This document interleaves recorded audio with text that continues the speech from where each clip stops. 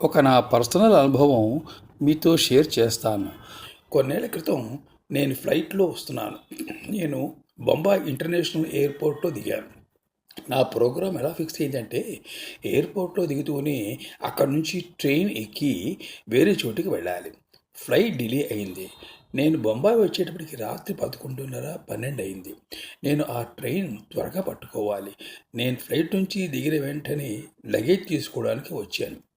Luggage collect చేసుకొని train పట్టుకుందికి time తక్కువ ఉంది కాబట్టి వెంటనే లగేజ్తో బయటికి వచ్చాను. ట్యాక్సీ కౌంటర్ దగ్గరికి వచ్చాను. అక్కడ ఉన్న అతను అన్నాడు, బ్రదర్, ఈరోజు ట్యాక్సీ స్ట్రైక్. నేను అనుకున్నాను, ఎలా వెళ్ళగలను అని. చూశాను, ఏమైనా ఆటో వగేరా దొరుకుతుందేమో అని. ఏమీ కనపడలేదు. నేను లగేజ్ తీసుకొని బయటికి వెళ్ళడానికి ప్రయత్నిస్తున్నాను. గేట్ దగ్గర దూరం నుంచి ఒకతను వచ్చి అన్నాడు, మీకు ట్యాక్సీ కావాలా? అవును, ట్యాక్సీ కావాలన్నాను. అయితే రండి నాతోటి అన్నాడు. నేను అతనితో అన్నాను, ఇప్పుడే ఆ కౌంటర్లో అతను ట్యాక్సీ స్ట్రైక్ అని చెప్పాడు, మరి నువ్వు రమ్మంటున్నావు అన్నాడు. నాది ప్రైవేట్ ట్యాక్సీ. ప్రైవేట్ ట్యాక్సీ అయితే ఏమిటి, ఏదైతే ఏమిటి, ఇప్పుడు ఆటోలో ఎక్కడ వెతకగలం? వెళ్ళాలనుకున్నాను. అతను నా బ్యాగ్ తీసుకున్నాడు. నా చేతిలో చిన్న ల్యాప్టాప్ హ్యాండ్ బ్యాగ్ ఉంది. అతను నా బ్యాగ్ తీసుకుని పరుగులు తీస్తున్నాడు. నేను కూడా అతని వెనకాల పరుగు పెడుతున్నాను. మంచిదే, ట్రైన్ పట్టుకోవాలి. మెట్లు దిగాము. ఎక్కడికి తీసుకెళ్తున్నాడో తెలియడం లేదు. తిన్నగా బొంబాయి ఇంటర్నేషనల్ ఎయిర్పోర్ట్ పార్కింగ్ బేస్మెంట్లోకి తీసుకుని పోయాడు. మేము అక్కడికి వెళ్ళేటప్పుడు చూస్తే 4 వైపులా కార్లే కార్లు. అంతా నిశ్శబ్దంగా ఉంది. రాత్రి 12:30, 1 గంటల సమయం అవుతోంది. అతను పరిగెడుతూనే ఉన్నాడు. నేను కూడా వెళుతున్నాను. అన్నాను, ఇంతకీ ఎక్కడ ఉంది నీ ట్యాక్సీ?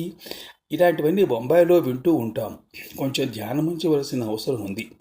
ఒక దగ్గర ఒక టాక్సీ ఆగి ఉంది. అతను డిక్కీ తెరిచి నా లగేజ్ పెట్టాడు. టక్కన బంద్ చేశాడు. కూర్చోండి అన్నాడు. నేను తలుపు తెరుచుకొని కూర్చొని చూస్తే ఆల్రెడీ అక్కడ ఇంకొకతను కూర్చొని ఉన్నాడు. అతను నన్ను అడిగాడు, ఎక్కడికి వెళ్ళారని. అన్నాను, ఆంధ్రా స్టేషన్కి వెళ్ళాలని. అయితే 2,000 రూపాయలు అవుతుంది. నేను అన్నాను, బాయ్, ఇంత దగ్గర ఉంది కదా, 2,000 రూపాయలు అవుతుందా అని. అంటాడు, తెలీదా మీకు, ఇవాళ స్ట్రైక్ ఉందని? న్యాచురలే ఎక్కువే ఉంటుంది, 2,000 అవుతుంది. నేను మరేమీ ఆలోచించలేదు. ట్రైన్ ఎక్కాలి అన్నాను. సరే పద. తర్వాత అంటాడు, ఇప్పుడే డబ్బులు ఇవ్వండి. నేనన్నాను, వెళ్ళిన తర్వాత ఇస్తానని లేదు, ఇప్పుడే ఇవ్వాలన్నాడు. డబ్బులు ఇవ్వకపోతే నేను వెళ్ళాలని. అతనితో బేరాలాడితే లాభం లేదు. టైం ఎందుకు వేస్ట్ చేయాలి అని నా పర్స్ తీశాను. ఆ రోజులలో 2,000 రూపాయలది బింక్ నోటు ఉండేది.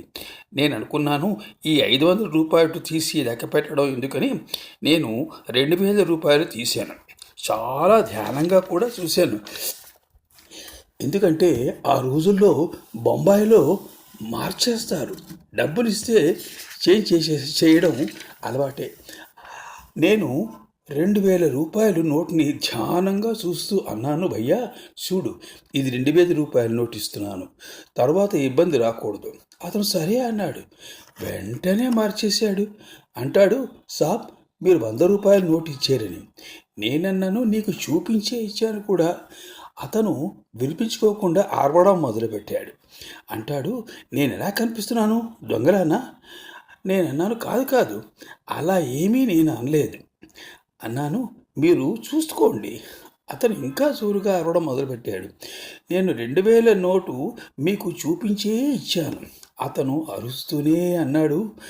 ఎలా అరుస్తున్నాడో, అప్పటికి కారు కిటికీ దగ్గరికి 5-6 మంది వచ్చేశారు. అందరూ అడుగుతున్నారు, ఏమైంది ఏమైందని. అందరూ నన్ను చూసి అరుస్తున్నారు. అప్పుడు నాకు అర్థమైంది, నేను ఇరుక్కున్నానని. ఇది ఒక ఘటన, సీన్. నేను వాళ్ళకి అర్థం చేస్తున్నాను, వాళ్ళు వినడం లేదు, అరుస్తూనే ఉన్నారు. ఆ సమయంలో వాళ్ళకి చెప్పడానికి ప్రయత్నిస్తున్నాను, వినడం లేదు. అలాంటి సమయంలో ఎవరు గుర్తుకొస్తారు? జోరుగా చెప్పండి, బాబా. Perfect answer. బాబా ఇంతవరకు ఎమర్జీ రూపంలో ఉన్నారు. మెర్జీ రూపంలో ఉన్నారు. ఇప్పుడు ఎమర్జ్ అయ్యారు అనుకున్నాను. డబ్బులు పోవచ్చు, ప్రాణం పోవచ్చు. అప్పుడు బాబా గుర్తు వస్తారు. లోపల లోపల అనుకుంటున్నాను బాబా బాబా అని. ఇప్పుడు ఏం చేయాలి? కొంతసేపు పూర్తిగా నిశ్శబ్దం. అతను వెనక్కి తిరిగి నన్ను చూశాడు. ఎలా నన్ను చూశాడో వెంటనే అన్నాడు, నేను తీసుకొని వెళతానని. నేను వెంటనే వెళ్తాను. వీళ్ళని పక్కకు తీసేయండి, వాళ్ళని పక్కకు తీసేయండి అని. వీళ్ళని పక్కకు తీయండి.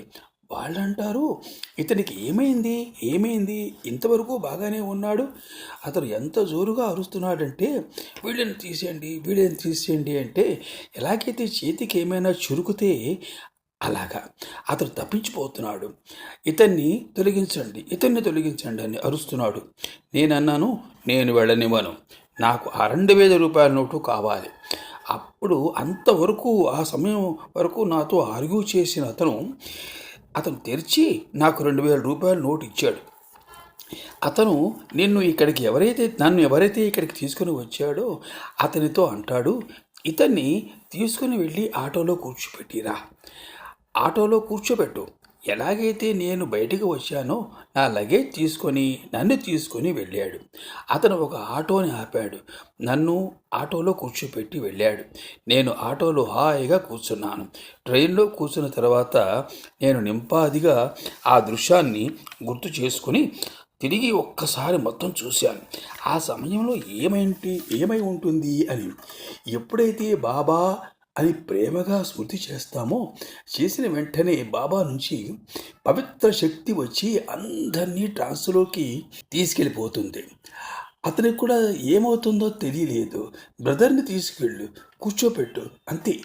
అందుకే బాబా మురళీలలో అంటారు, అంతిమ సమయంలో సురక్షా కవచం ఏదైతే ఉందో అది బాబా యొక్క స్మృతి. ఏదైతే విశేష శక్తి ఉందో అది పవిత్రత యొక్క శక్తి. ఓం శాంతి.